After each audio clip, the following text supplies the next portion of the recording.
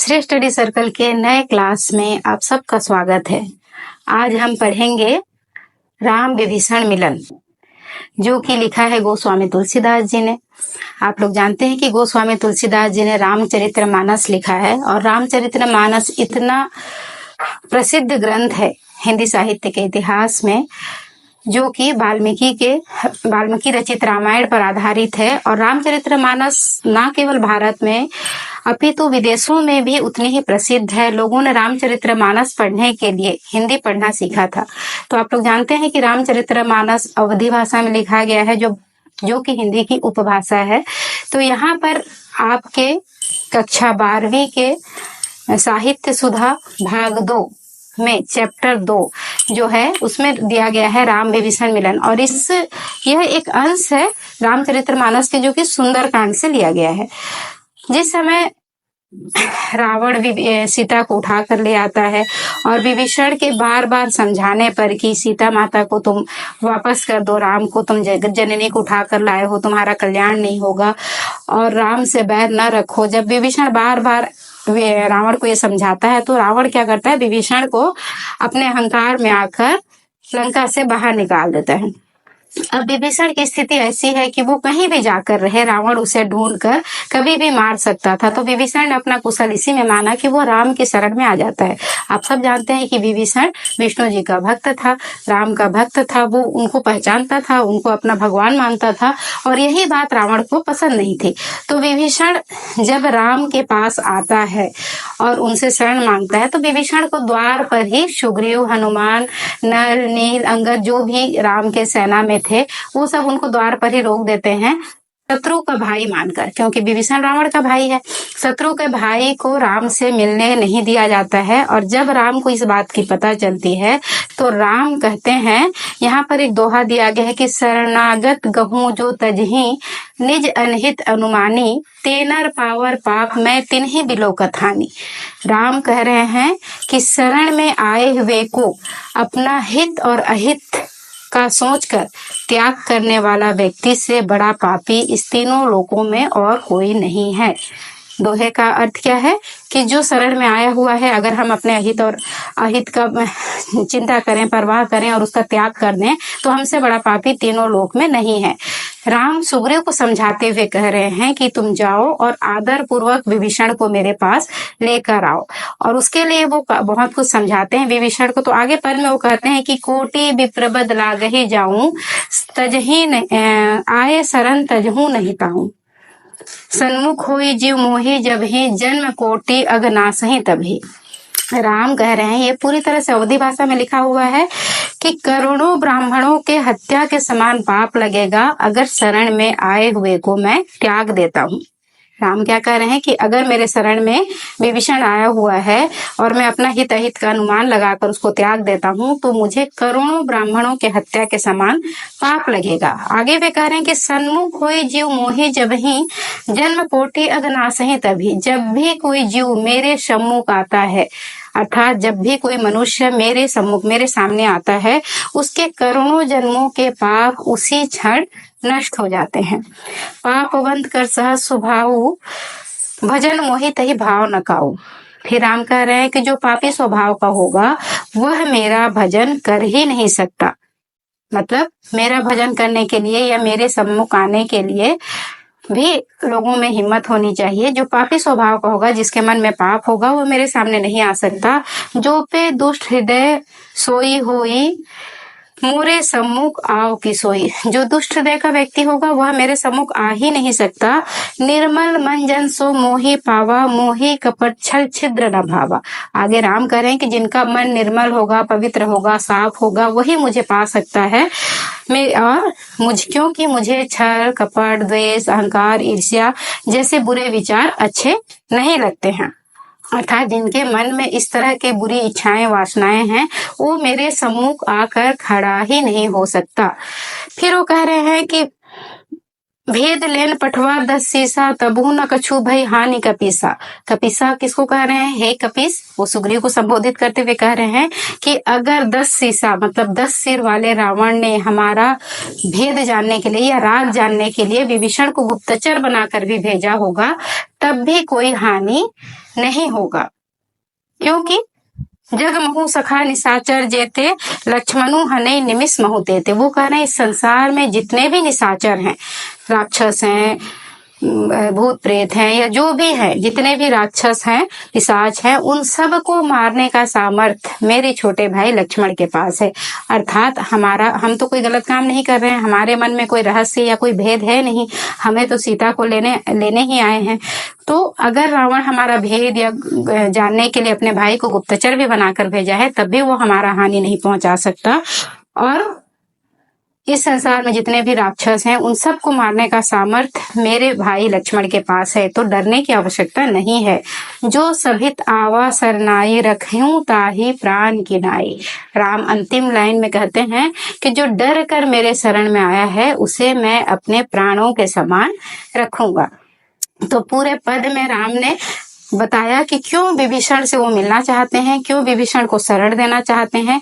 राम के ऐसे वचनों को सुनकर सुग्रीव, हनुमान इत्यादि सब विभीषण को लेने के लिए चले जाते हैं। उभय भांति तही आनहु, हंसी कही कृपा निकेत, जय कृपाल कही कपि चले अंगद हनु समेत। राम के ऐसे बातों को सुनकर राम की जय जयकार करते, कृपा निकेत मतलब कृपा करने वाले राम की जय जयकार करते हुए सुग्रीव, हनुमान, अंगद सब विभीषण को लेने के लिए चले जाते हैं।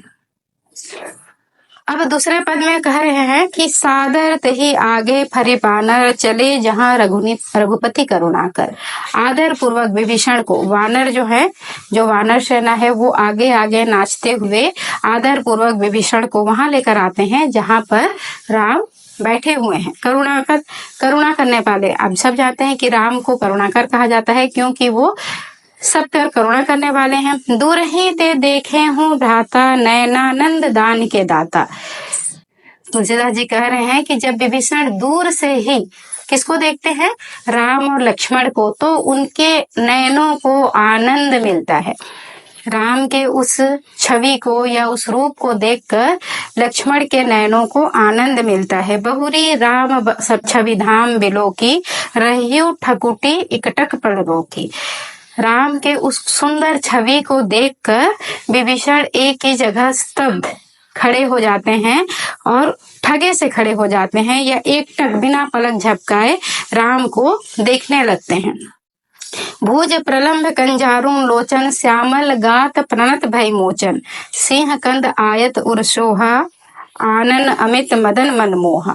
यहाँ पर तुलसीदास जी राम की छवि का सुंदर सा वर्णन कर रहे हैं। आप सब जानते हैं कि हमारे हिंदू देवी देवताओं काफी सुंदर होते हैं, तो यहाँ पर राम की छवि के वर्णन करते हुए कह रहे हैं कि राम के भुजाएं जो है लंबी हैं, उनकी आंखें जो है कमल की पंखुड़ियों के समान है। कंजारुन लोचन कहा गया है, तो कंजारुन लोचन का उपमा दिया गया है यहाँ पर तुलसीदास जी के, और वो कह रहे हैं कि राम की जो आंखें हैं वो कमल की पंखुड़ियों के समान है। श्यामल गात प्रणत भय मोचन, उनका जो सांवला शरीर है वो भय को दूर करने वाला है।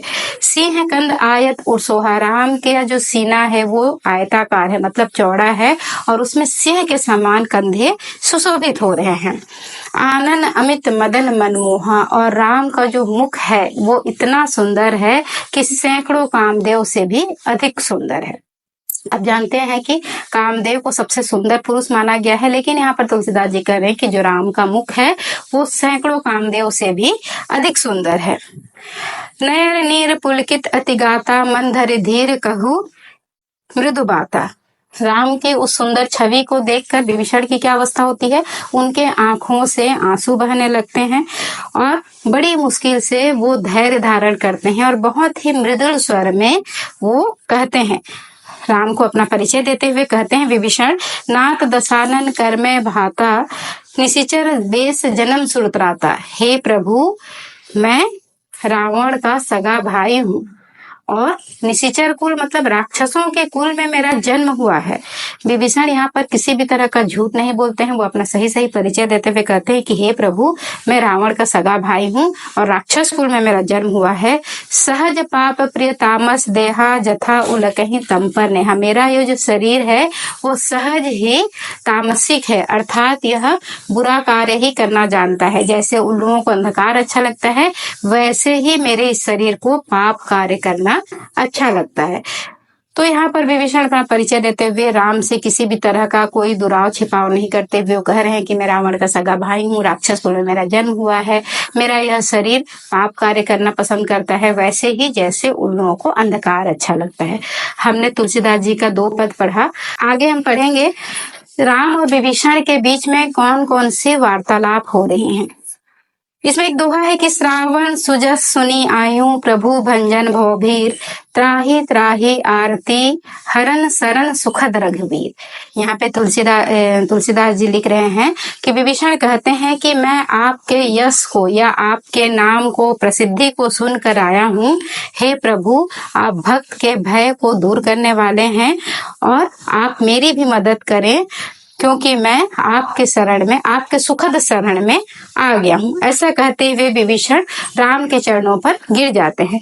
आगे पद में तुलसीदास जी कह रहे हैं कि अस कही करत दंडवत देखा तुरंत उठे प्रभु हरस विशेषा।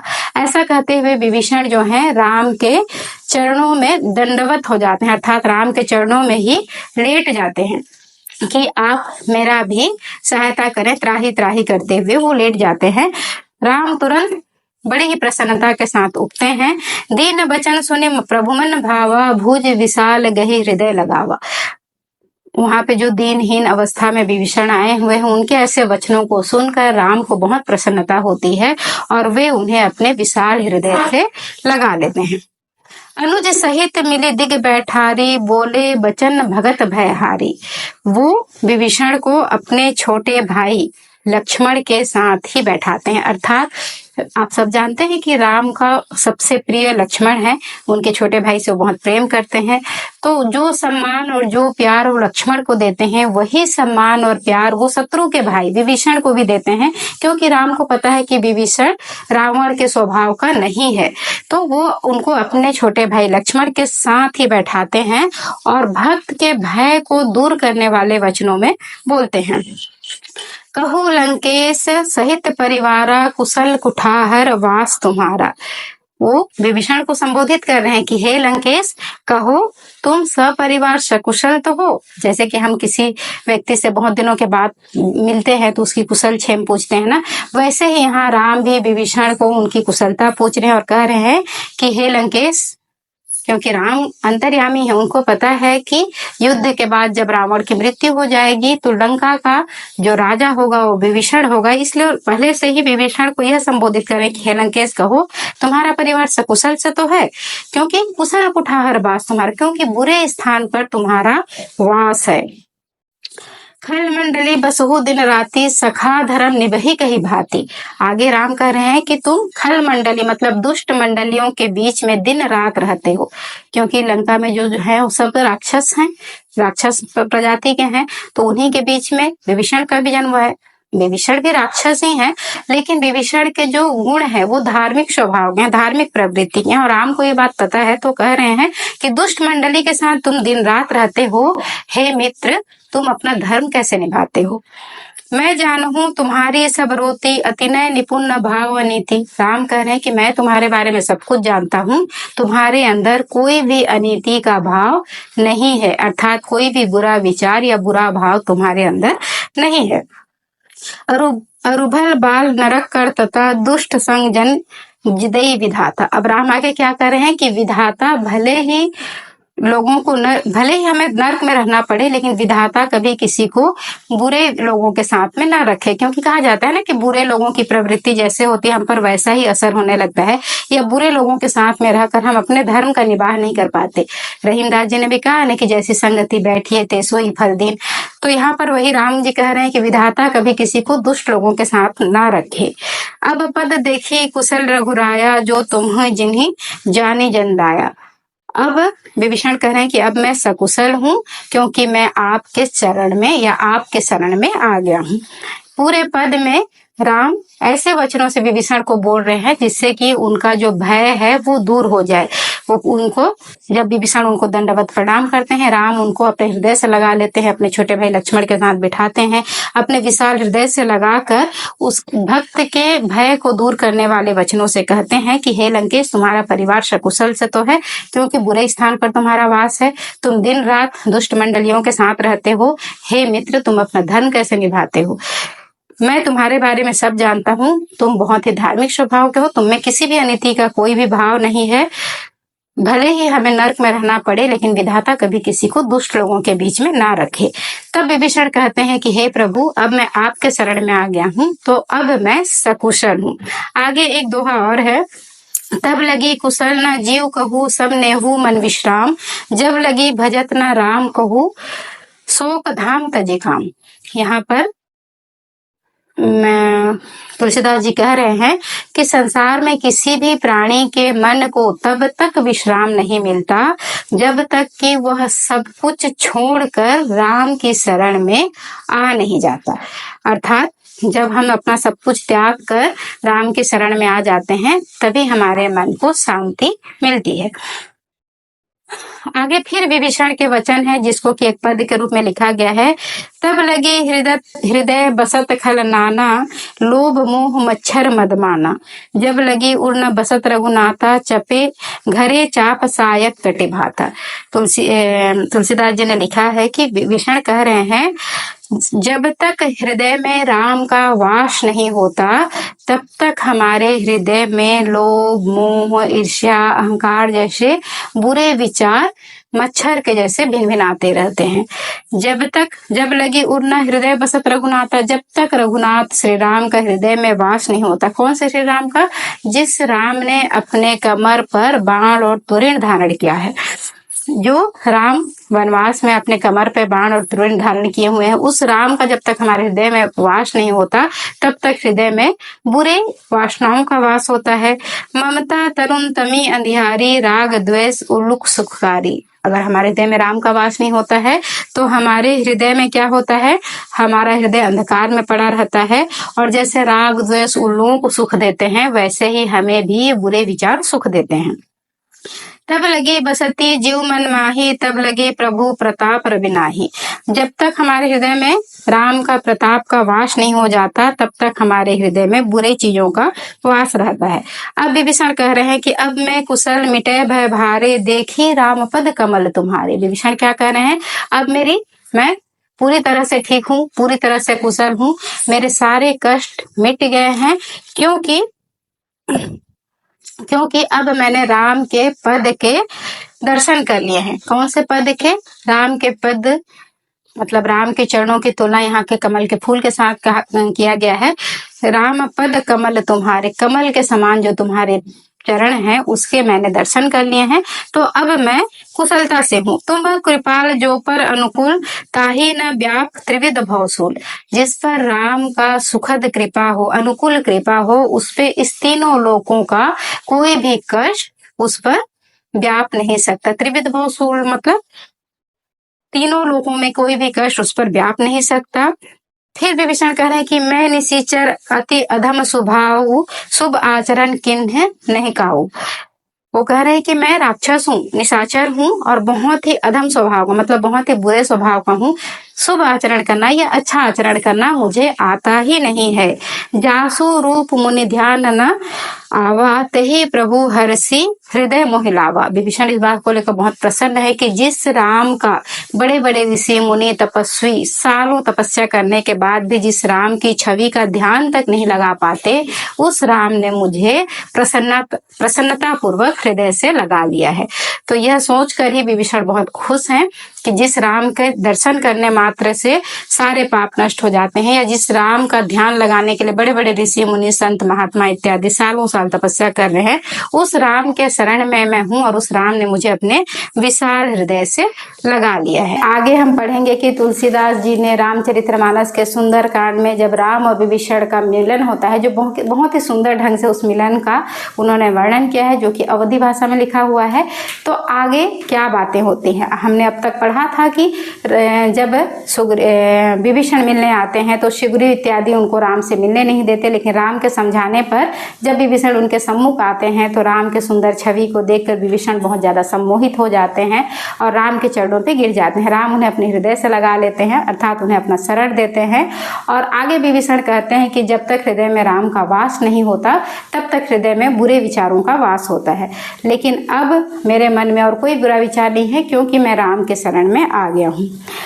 आगे एक दोहा है कि अहो भाग्य मम अमित अति राम कृपा सुख पुंज, देखेऊ नयन बिरंची शिव सेव्य जुगल पद कंज। विभीषण यहाँ पे कह रहे हैं कि मेरा अहो भाग्य है, अर्थात मैं बहुत ही सौभाग्यशाली हूँ कि मैं राम की कृपा के सुखद छाया में आ गया हूँ और मेरे इन आँखों ने राम के कमल के फूल के समान चरणों के दर्शन कर लिए हैं।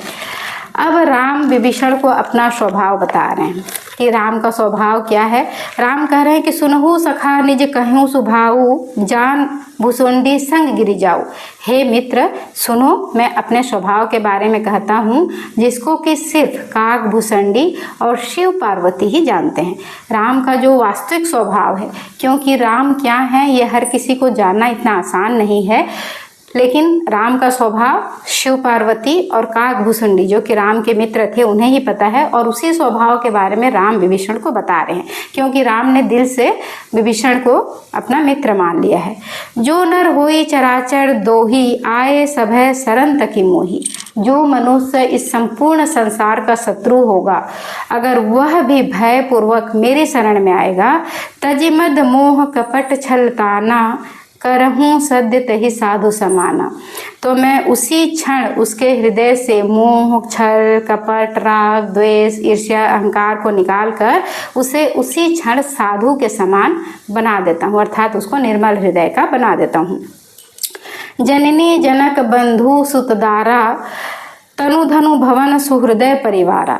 सबके ममता ताज बटोरी, मम पद मन ही बांध बरी डोरी। अब राम आगे कह रहे हैं कि जो मनुष्य या जो भी प्राणी अपने माता पिता, बंधु, मित्र, पुत्र, पुत्री, पत्नी, तन, धन, अपना परिवार इत्यादि छोड़कर मेरी शरण में आ जाता है तो मैं इन सब की ममता उसे देता हूँ, या मेरे चरणों से जो अपना रिश्ता जोड़ लेता है, मेरे चरणों से अपना हृदय बांध लेता है, तो मैं इन सब की ममता उसे देता हूँ।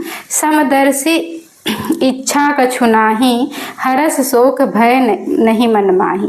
जो मनुष्य समदर्शी होता है, समदर्शी मतलब जो सबको एक समान दृष्टि से देखता है, जिसके लिए शोक मतलब दुख, भय या फिर खुशी का कोई पार्थक्य या कोई भेदभाव नहीं रहता है, वह मनुष्य समदर्शी है। और असज्जन मम उर बस कैसे, लोभी हृदय बसही धनु जैसे। ऐसे सज्जन जो समदर्शी होते हैं वो मेरे हृदय में वैसे ही बैठते हैं जैसे लोभी के हृदय में धन का वास होता है। लोभी का हृदय जो धन का वास जैसे होता है, वैसे ही ऐसे सज्जन मेरे हृदय में बसते हैं। तुम सरीखे संत प्रिय मोरे, धरहूँ दही नहीं आन निहोरे। फिर राम कह रहे हैं कि तुम्हारे जैसे संत मुझे अत्यंत प्रिय हैं, क्योंकि तुम में किसी भी तरह का बुरा विचार नहीं है। किससे कह रहे हैं राम? विभीषण से कह रहे हैं कि जो सब कुछ, जिसके लिए सब कुछ समान हो, शोक हो, भय हो, खुशी हो, ऐसे लोग मेरे हृदय में वैसे ही बसते हैं